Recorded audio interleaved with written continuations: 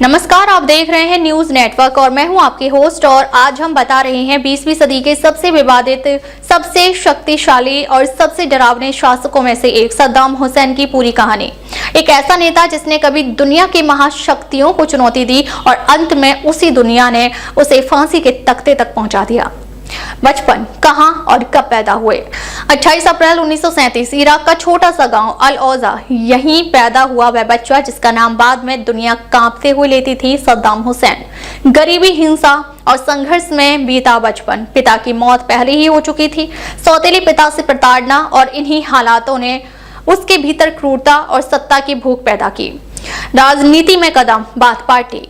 सद्दाम सिर्फ 20 साल का था जब वह बाथ पार्टी से जुड़ा, एक ऐसी पार्टी जिसका मकसद था अरब राष्ट्रवाद, सैन्य ताकत और इराक को सुपर पावर बनाना। 1968 में इस पार्टी ने इराक में सत्ता पर कब्जा किया और यहीं से सद्दाम की असली राजनीति शुरू हुई।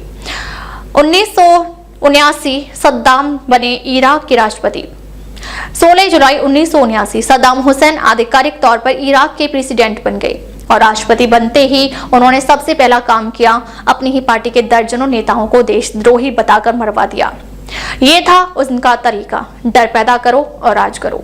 क्यों बने इतने ताकतवर? सद्दाम की ताकत के कई कारण थे। तेल के जरिए इराक की अर्थव्यवस्था मजबूत की, आधुनिक हथियार खरीदे, सेना को दुनिया की सबसे बड़ी सेनाओं में शामिल किया, अमेरिका और सोवियत दोनों से चालाकी से संबंध बनाए और विरोधियों को बेरहमी से खत्म किया।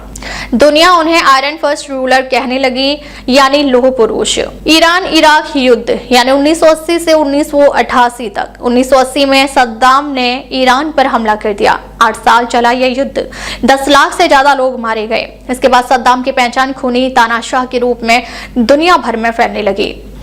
कुवैत पर हमला, गल्फ वॉर। 1990 में सद्दाम ने छोटा सा देश कुवैत पर कब्जा कर लिया। अमेरिका और 34 देशों ने मिलकर सद्दाम पर हमला किया। इसे कहा गया गल्फ वॉर। यह जंग सद्दाम की गिरावट की शुरुआत थी। अमेरिका के साथ दुश्मनी। 2003 में अमेरिका ने दावा किया कि सद्दाम मास डिस्ट्रक्शन वेपन यानी बड़े पैमाने पर मारक हथियार बना रहा है। अमेरिका ने इराक पर हमला कर सद्दाम की सरकार गिरा दी। सद्दाम भागता रहा और महीनों तक अंडरग्राउंड रहा।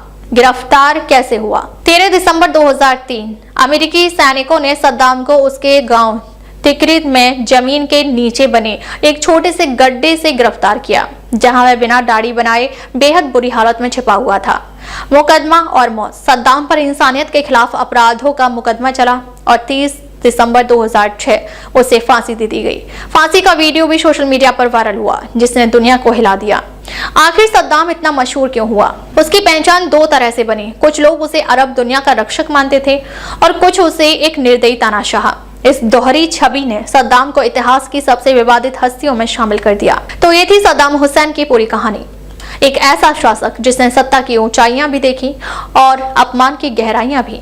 दुनिया उसे आज भी तानाशाह और ताकत दोनों का प्रतीक मानती है। ऐसी ऐतिहासिक और अनकही कहानियों के लिए जुड़े रहिए न्यूज नेटवर्क के साथ। मैं हूं आपके होस्ट। मिलते हैं अगले एपिसोड में। नमस्कार।